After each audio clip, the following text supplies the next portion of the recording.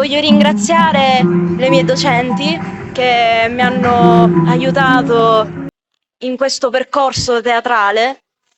Voglio ringraziare la professoressa Tatiana Severi, Maria Spampinato e Maria Cottone, che sono state coloro che hanno gestito questo progetto. Poi voglio ringraziare Monica Felloni, che è stata la direttrice, la regista dello spettacolo, e anche Piero. Il gruppo è stato all'inizio difficile, anzi direi che è stato uno spettacolo difficile, però è proprio questa difficoltà che ci ha fatto crescere e ci ha fatto capire l'importanza di un tema importante come la violenza sulle donne, perché Antigone parla di questo.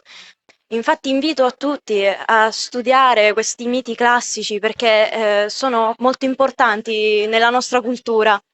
Quindi e per me fare Antigone è stato davvero difficile perché entrare nella psicologia del personaggio è un qualcosa che qualcuno all'esterno può dire, beh, è semplice. No, non lo è affatto. Io spesso mi sono trovata in crisi, però verso la fine ho avuto una forza e questa cosa mi ha spinto a mettercela tutta.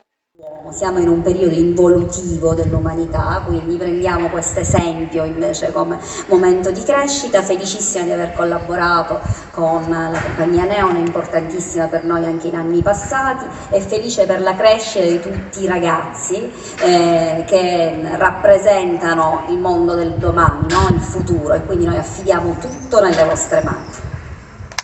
Forse ognuno di noi conserva in sé una parte di Antigone e una di Creonte.